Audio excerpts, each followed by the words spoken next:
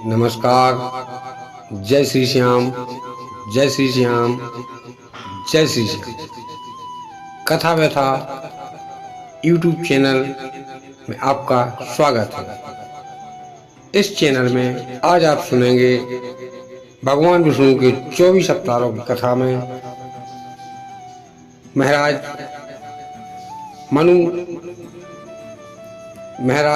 मनु की पुत्री के पुत्र महात्मा कपिल मुनि की कथा।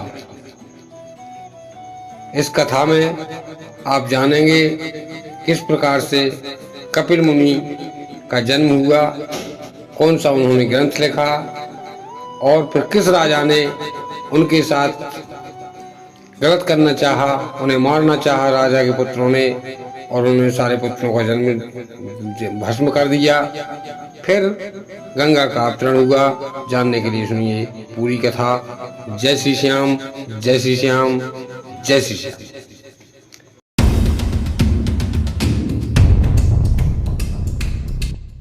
एक समय की बात, ब्रह्मा ने अपने पुत्र महर्षि कर्दम से कहा कि हे पुत्र, अब समय आ चुका है कि तुम अपना विवाह करो और इस सृष्टि को आगे बढ़ाओ। इस पर कर्दम ऋषि ने कहा कि हे पिता श्रेष्ठ, मैं आपकी हर आज्ञा को शिरोधार्य करता हूँ, आप मुझे आदेश दें, मुझे क्या करना होगा। इस पर ब्रह्मदेव ने कहा कि हे पुत्र, जाओ अपना आश्रम संभालो और भगवान श्री हरि विष्णु भगवान की तपस्या करो, क्योंकि ऐसा श्री हरि ने मुझे आदेश दिया है कि मैं ही तुम्हारे पुत्र के रूप में जन्म लूंगा। इतना कहकर ब्रह्मदेव अंतर्ध्यान हो गए और कदम जाकर अपने आश्रम पहुंचे और वहां पर ब्रह्मदेव की आज्ञा से भगवान विष्णु का कठोर तप किया। कई वर्षों तक निराहार, अपनी न अन्न जल सब कुछ त्याग करने के बाद केवल हवा पीकर कई वर्षों तक उन्होंने ओम नमो भगवते मंत्र का जाप किया।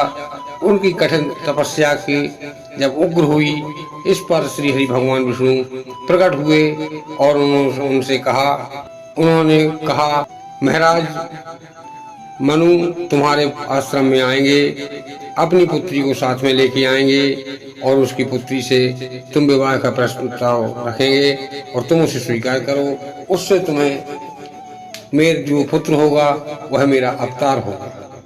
इतना कहकर भगवान विष्णु श्री हरि विष्णु अंतर्ध्यान हो गए। इस पर महर्षि कर्दम उसी आश्रम में रहने लगे। कई वर्षों का समय बीत जाने के बाद एक दिवस में प्रातःकालीन बेला में महाराज मनु अपनी पुत्री देवहूति के साथ उस आश्रम में पधारे। कर्दम ऋषि ने महाराज मनु का स्वागत किया, क्योंकि महाराज मनु उस समय पर राजा थे। राजा का अच्छा खासा स्वागत किया। इस स्वागत से खुश होकर महाराज मनु ने कहा कि हे महात्मन, हे महर्षि कर्दम, मैं आपको अपनी पुत्री देना चाहता हूँ। इस पर महाराज कर्दम ने कहा कि मुझे कोई आपत्ति नहीं है, जैसा आप समझे वैसा करें।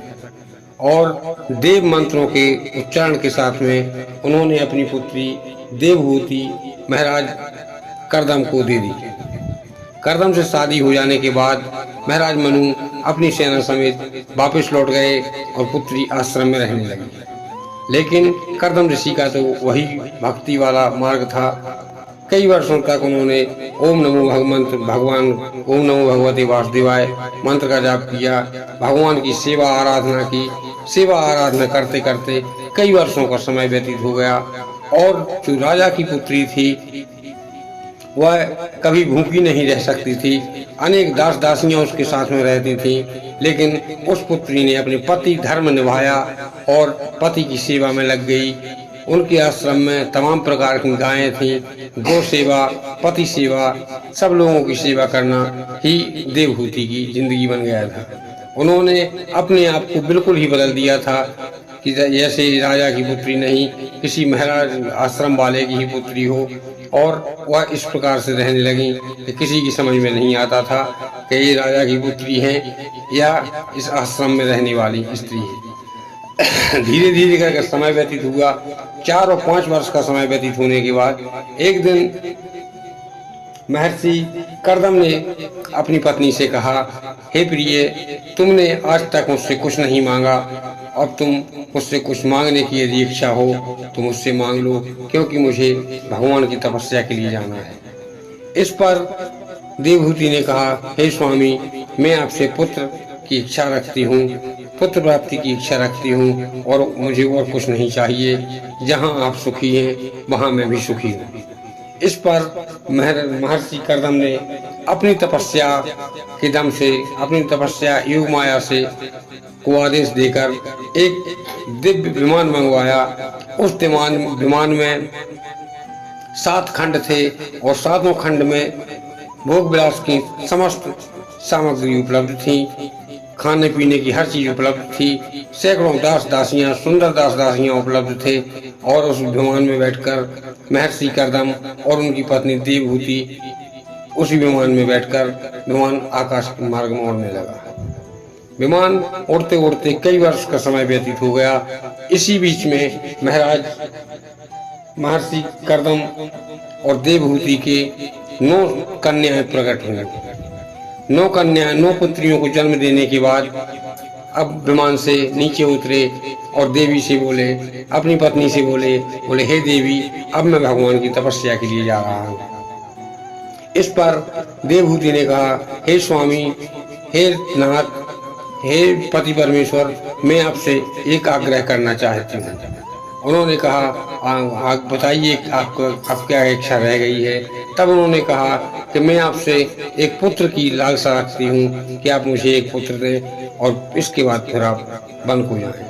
इस पर कर्दम ऋषि ने कहा कि हे देवी, मैं भी तुमसे यही कहना चाहता था कि मैं अभी नहीं आऊँगा। तुम्हारे गर्भ में जो गर्भ पल रहा है उससे जो पुत्र पैदा होगा वह भगवान विष्णु का अवतार होगा, और उसी के दर्शन कर कर, उसी से उपदेश लेकर, मैं उसी का आशीर्वाद लेकर मैं अपने तपस्या के लिए जाऊंगा, और वह जो भी और उपदेश है वह तुम्हें उपदेश देगा। कुछ समय बाद जब माँ का समय पूरा हुआ तो उन्होंने एक पुत्र रत्न की प्राप्ति हुई, जिसका नाम उन्होंने कपिल रखा। और पैदा होते ही उसने अपनी माँ को सांख्य शास्त्र का उपदेश दिया। पिताजी ने को उपदेश दिया। पिताजी ने उसका उपदेश सुनकर भगवान विष्णु का आदेश मानकर उसके पिता जंगल को चले गए।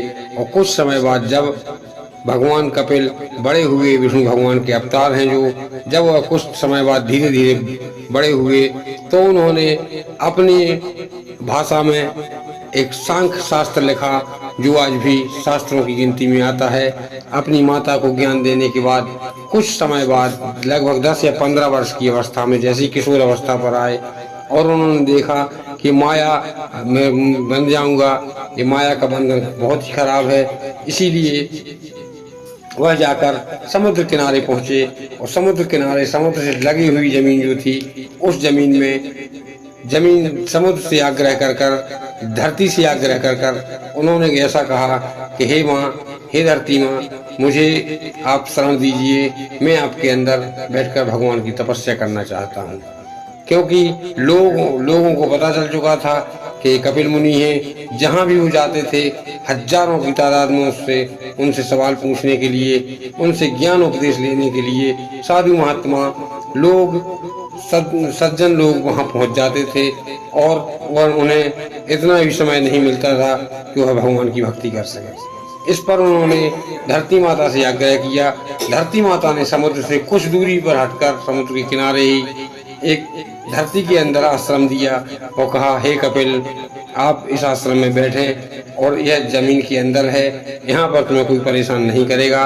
और उस आश्रम में बैठकर कपिल भगवान अपने भगवान श्री हरि विष्णु की तपस्या करने लगे। अब आते हैं कथा को आगे बढ़ाने के लिए, अब चलते हैं महाराज सगर के पास। एक धरती पर भगवान राम के कुल में राजा सगर जन्मे, जिनका नाम आप लोगों ने सुना होगा। उनके भगवान की कृपा से, भगवान ब्रह्मा के वरदान से उनके 60,000 पुत्र हुए। 60,000 पुत्रों के भय के कारण उन्होंने 60,000 पुत्र जब जवान हुए तब उन्होंने विश्व विजेता बनने की सोची। जब विश्व विजेता बनने के लिए उन्होंने अपने गुरु से पूछा कि गुरुदेव इसके लिए क्या करना होगा, तब गुरुदेव ने कहा कि विश्व विजेता बनने के लिए आपको अश्वमेध यज्ञ करना पड़ेगा। अब फिर क्या था, 60,000 पुत्र थे, पुत्रों के पास सेना थी और वह पूरी धरती पर राज्य करना चाहते थे। धीरे धीरे कर वह अपना घोड़ा लेकर धरती पर बढ़ते जाते। जो राजा आते अपना मुकुट उतार कर उनके कदमों में रख देते। कई राजा उनसे युद्ध करते लेकिन पराजित हो जाते। इस पर जब देवराज इंद्र ने देखा कि यदि ये अश्वमेध यज्ञ सफल हो जाएगा तब यह हमारा सिंहासन पर स्वतः ही पहुंच जाएंगे। और देवराज इंद्र ने ऐसा मन में विचार कर कि अगर ऐसा हुआ तो हमारे साथ बहुत ही गड़बड़ हो जाएगी।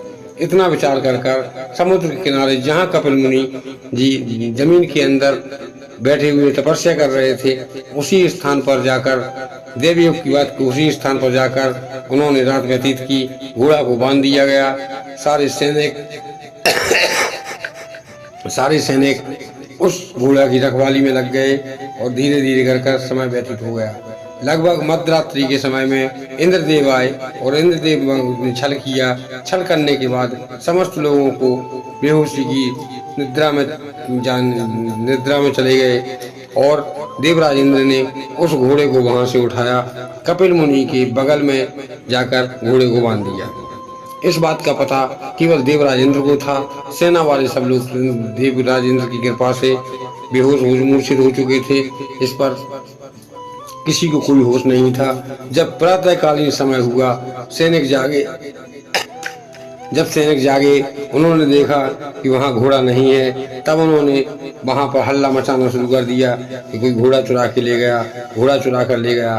फिर क्या था, 60,000 पुत्रों में खलबली मच गई कि घोड़ा कहाँ है, घोड़ा कहाँ है, यहाँ से घोड़ा गया कहाँ। इस पर इन देवराज इंद्र एक साधु महात्मा का वेश बनाकर वहां पर आ गए और उन्होंने कहा, भाई क्या बात है, सेना में खलबली कैसी है, मुझे भी तो बताएं। राजा के पुत्रों ने सारी बात बताई। सारी बात सुनने के बाद देवराज इंद्र ने झूठा मूठा नाटक करते हुए आंखें बंद कर पद्मासन में बैठकर अपनी दिव्य दृष्टि लगाई और बोले, हम दिव्य दृष्टि से देख के बताते हैं कि आपका घोड़ा कहाँ है।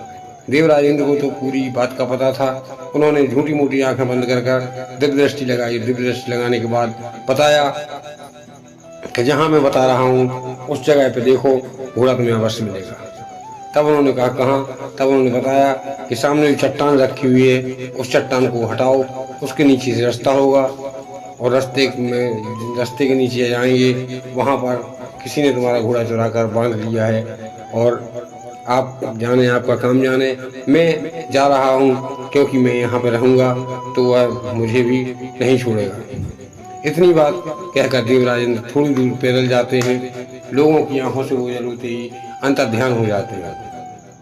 इस पर वो लोग जाते हैं, उस चट्टान को हटाते हैं। चट्टान को हटाने के बाद नीचे सुरंग जाती है। सुरंग में पहुंचने के बाद देखते हैं कि कपिल मुनि अपने जिनकी हालत बहुत जर्जर थी, शरीर में कुछ दम नहीं था, शरीर में केवल हड्डी थी और उस पर भगवान की तपस्या करते करते दाढ़ी काफी बढ़ चुकी थी। वह भगवान में लीन होना चाहते थे, लेकिन उसी समय पर इंद्र द्वारा बताए हुए सुझाव से जब राजा सगर के 60,000 पुत्र में से कुछ पुत्र अंदर गए और उन्होंने देखा यह महात्मा के बगल में घोड़ा बंधा हुआ है, तब उन्होंने कहा, हे महात्मा, तुझे ऐसा कुकर्त करते हुए लज्जा नहीं आई? तूने कितना बड़ा अपराध किया है ये तू नहीं जानता है। तूने मेरे घोड़े को यहाँ पर छुपाकर अच्छा नहीं किया। चलो जैसा हुआ ठीक है, तुम अब मेरे घोड़े को ससम्मान मुझे वापस कर दो। इस पर महात्मा ने कुछ नहीं कहा। महात्मा तो कई वर्षों से भगवान की तपस्या में लीन थे।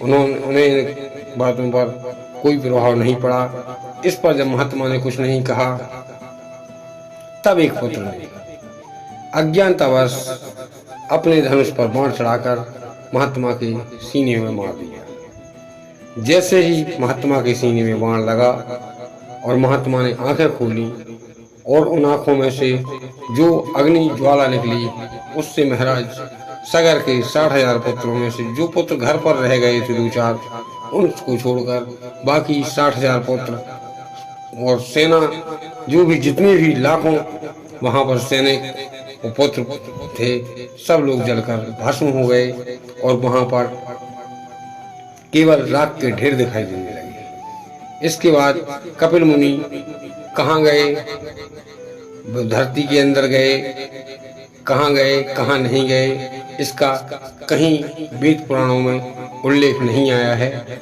इस प्रकार से जब राजा सगर को कुछ सैनिक बचे जो कुछ दूरी पर गांव में रह गए थे या कहीं पहाड़ी के पीछे जैसे भी बच गए थे, वह बचे या एक आध जो पुत्र बच गए होंगे, उन्होंने राजा को पूरी बात बताई कि हे राजा, हे पिताश्री, ऐसा ऐसा हुआ, हम लोगों की गलती थी।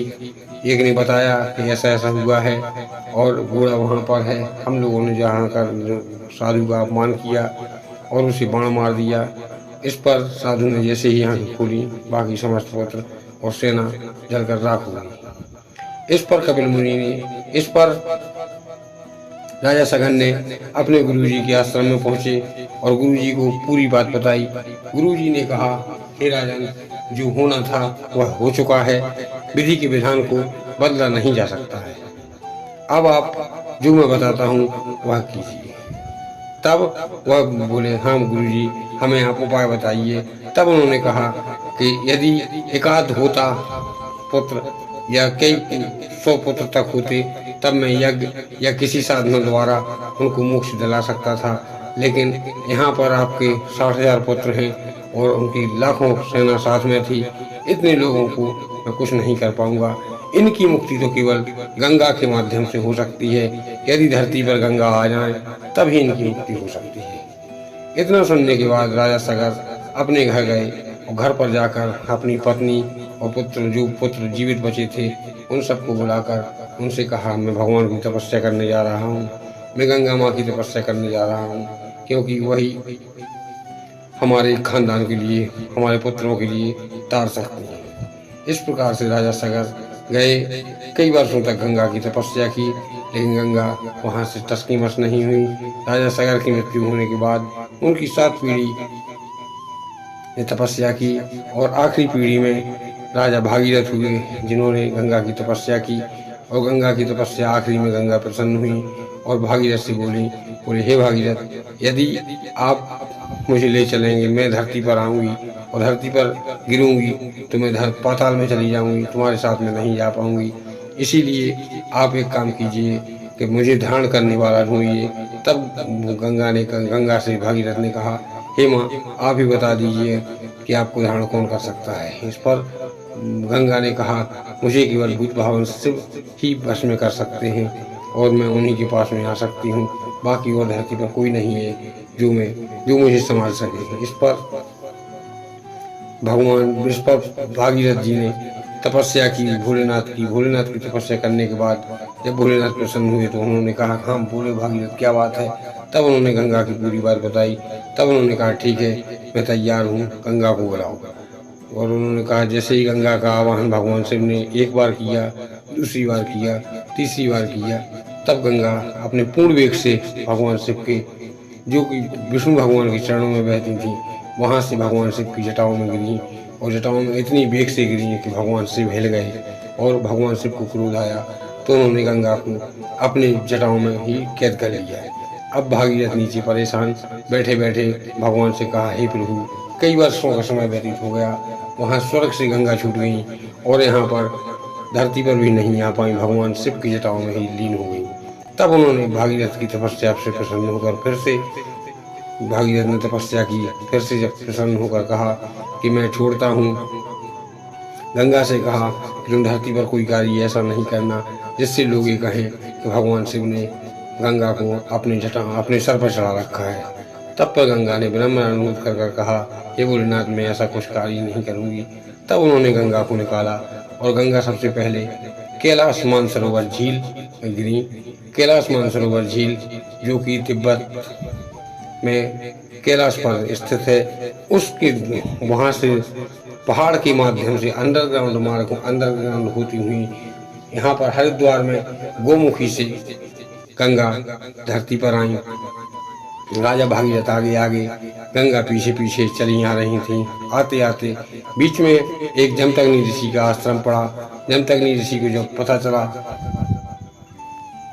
जमदग्नि नहीं जाह्नवी ऋषि हैं जो कि गंगा से उन्होंने रोका। जब नहीं रुकी तब वह गंगा को अपने मुख में पी गए और गंगा ने अनुरोध किया, भागीरथ ने अनुरोध किया।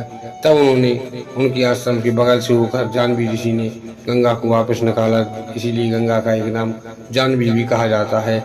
और गंगा को आश्रम के बगल से निकालकर राजा भागीरथ आगे आगे दौड़ते हुए अपने पुरखों जहाँ पर उसकी अस्थियाँ पड़ी हुई थी वहाँ पर ले आए। और आखिरी में गंगा अस्थियों में जितने भी जो वहाँ पर उनके पुरखा पड़े हुए थे वो सभी भगवान के धाम को सीधे स्वर्ग के लिए चले गए। इस प्रकार भागीरथ को बहुत ही खुश हुआ और खुशी देखकर गंगा आखिरी में समुद्र में मिल गई, गंगा सागर में मिल गई। इसीलिए उस स्थान का नाम गंगा सागर पड़ा।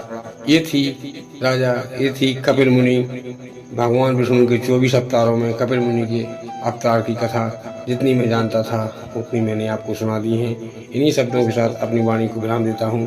जय श्री श्याम, जय श्री श्याम, जय श्री श्याम। यदि कथा अच्छी लगी तो लाइक करें, शेयर